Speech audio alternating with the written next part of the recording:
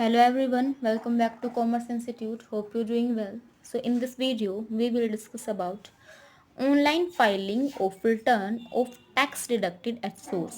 कि ITR fill करते time अगर किसी SSC ने TDS पे किया है तो उस TDS की क्या ट्रीटमेंट होगी. So let's get start.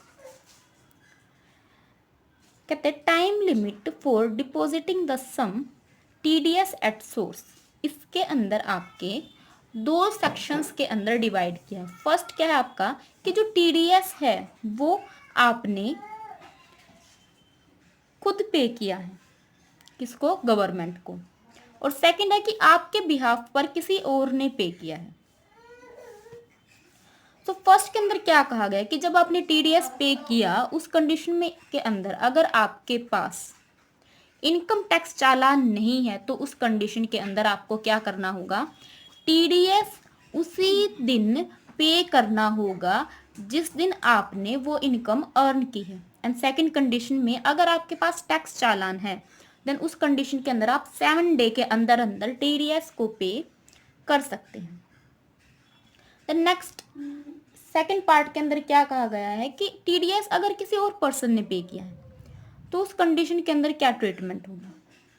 देखिए अगर TDS किसी और पर्सन ने पे किया है और वो TDS उन्होंने कब पे किया, मार्च के मंथ में पे किया है, तो उस कंडीशन के अंदर आपके TDS पे करने की टाइम लिमिट क्या होगी, 30 अप्रैल होगी. यानी कि एक मंथ को आपकी टाइम लिमिट दी जाएगी.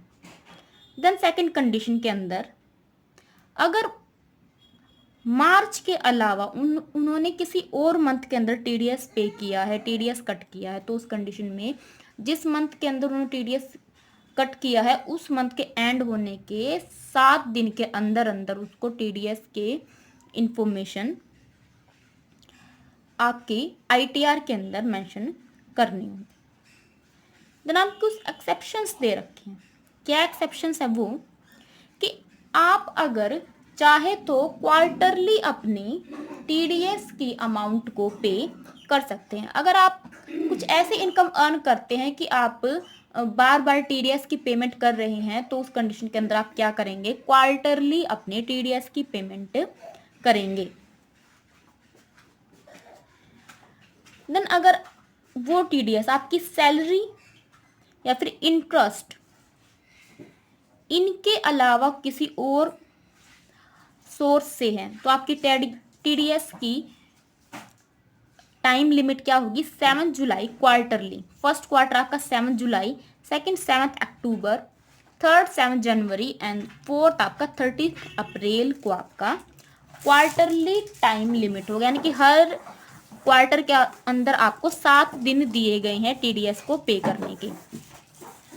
देन सेकंड कि अब ये कहा गया कि सैलरी और इंटरेस्ट के अलावा, लेकिन अगर सैलरी के अंदर आपका TDS फिल किया गया तो उसके अंदर आपका TDS कट किया गया तो उसके लिए आपको कौन सा फॉर्म यूज करना होगा. तो सैलरी के लिए आपका TDS के लिए फॉर्म है फॉर्म नंबर 24Q. और सैलरी के अलावा किसी और चीज के अंदर आपने TDS पे किया है तो उस कंडीशन के अंदर आप फॉर्म नंबर 26Q का यूज करेंगे. एंड अगर आपने कोई इमूवेबल प्रॉपर्टी यानी कि लैंड बिल्डिंग कोई परचेज की है तो उस कंडीशन में आप फॉर्म नंबर 26QB को यूज करेंगे. और ये TDS की पेमेंट आपको विद इन 30 डे ऑफ, यानी कि फॉर एग्जांपल आपने 1 जन को वो एसेट खरीदी है तो आपको 30 जनवरी तक उस TDS की पेमेंट कर देनी होगी. ना आपकी ड्यू डेट बताई गई है लास्ट के अंदर कि क्वार्टरली आपके TDS की ड्यू डेट क्या होगी.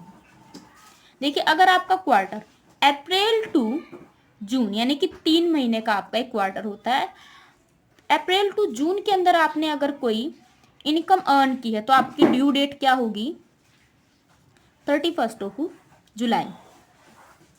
देन सेकेंड आपकी जून टू सितंबर अगर आपने किया है तो 31 अक्टूबर एंड सितंबर टू दिसंबर के लिए 31 जनवरी एंड मार्च के लिए आपका 31 मई. ये क्या है, आपकी ड्यू डेट है. तो इन ड्यू डेट को ध्यान में रखते हुए एक पर्सन को अपने TDS की पेमेंट करनी होगी. So this is all about today's topic.